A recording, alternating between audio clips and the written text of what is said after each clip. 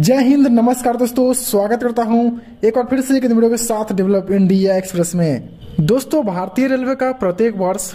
फरवरी के महीने में एक वर्ष का रेल बजट आता है और उसके अनुसार उस रेल बजट के अनुसार सारे रेलवे स्टेशनों को सारे रूटों पर कुछ न कुछ रेलवे द्वारा दी ही जाती है। इसी तरह 2022 के रेल बजट में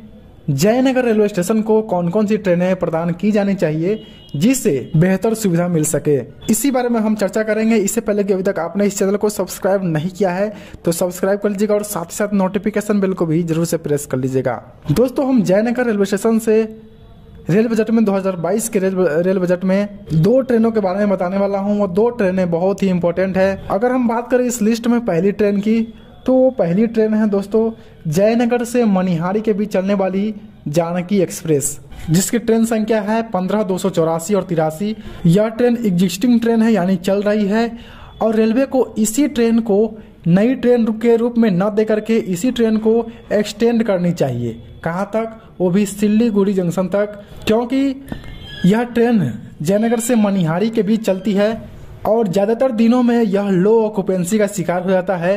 कमाई के नज़रिए से इस ट्रेन को जयनगर से सिल्लीगुड़ी तक इस ट्रेन का विस्तार किया जाए, जिससे सिल्लीगुड़ी तक की यात्रा जयनगर के लोग, दरभंगा के लोग, समस्तीपुर के लोग कर सके। तो दोस्तों, ये तो हो गई पहली ट्रेन जिसका एक्सटेंशन के बारे में हमने बताया। अब है दूसरी ट्रेन, यह है कि जयनगर से नई दिल्ली के बीच एक्सप्रेस ट्रेन दी जाए, जिसमें स्लीपर, जनरल और एसी क्लास के भी डब्बे लगे हों, यानी कि जयनगर से नई दिल्ली के बीच चलने वाली एक ट्रेन हो जो जयनगर से दोपहर के 12 बजे के करीब खुले, और इसका जो रूट होना चाहिए जयनगर से चलने के बाद दरभंगा में इसका लोको रिवर्सल करने के बाद सीतामढ़ी, रक्सौल, नरकटियागंज वाया सिकटा होते हुए गोरखपुर, सीतापुर, मुरादाबाद के रास्ते नई दिल्ली को पहुंचाया जाए, जिससे यह ट्रेन बहुत ही अच्छी साबित होगी। और क्योंकि जयनगर से नई दिल्ली के बीच चलने वाली ट्रेनों की बात करें तो उनमें है स्वतंत्रता सेनानी और जयनगर गरीब रथ, और एक है जयनगर कोलोन हमसफर जो ओल्ड दिल्ली तक जाती है, यानी पुरानी दिल्ली को पहुंचाती है। अगर बात करें तीनों ही रूटों पर चलने वाली ट्रेनों की किलोमीटर की, तो यह तीनों ही रूट पर चलने वाली ट्रेन लगभग अपनी यात्रा 1200 से 1250 किलोमीटर की यात्रा कराती है, जो 22 घंटे की समय लेती है। लेकिन यदि यह ट्रेन जयनगर से, एक नई ट्रेन जयनगर से दरभंगा में लोको रिवर्सल के बाद सीतामढ़ी, रक्सौल, नरकटियागंज वाया सिकटा, यह रूट एक वैकल्पिक रूट भी होगी,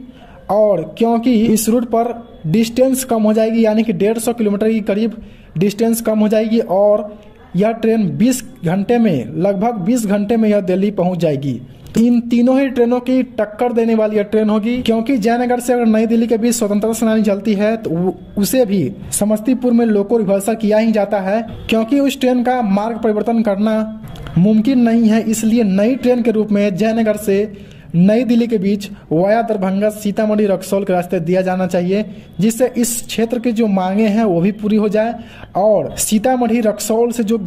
धीमी गति की ट्रेन चलती है, यानी लिच्छवी एक्सप्रेस, सद्भावना एक्सप्रेस, इन धीमी गति ट्रेनों से छुटकारा मिले और जो इसकी समय है वो खराब समय का शिकार ना होए। और जो यह ट्रेन की बात करें हैं 12 बजे के करीब दोपहर को खुले जयनगर से, जो कि आसानी से सीतामढ़ी, रक्सौल शाम होते होते तक सारे पैसेंजर्स बोर्ड करके आसानी से अगले शाम दिल्ली को पहुंच जाए। दूसरा फायदा यह भी होगा इस ट्रेन से कि आने वाले समय में दरभंगा बाईपास बनाया जा रहा है, जिससे दरभंगा बाईपास बन जाने के बाद इस ट्रेन का दरभंगा जंक्शन न जाकर के दरभंगा बाईपास द्वारा डाइवर्ट किया जा सकता है, जिससे लोको रिवर्सल से छुटकारा भी मिल जाएगा। इसी बहाने जयनगर से सीतामढ़ी, रक्सौल की कनेक्टिविटी भी हो जाएगी और इस ट्रेन के चलने से कई सुविधाएं मिलेगी और यह ट्रेन एक अच्छी ट्रेन के रूप में उभर कर भी आएगी। तो दोस्तों, ये दोनों ही जो ट्रेनों की मांग की है इसके बारे में आप लोग कमेंट करके अवश्य बताइएगा।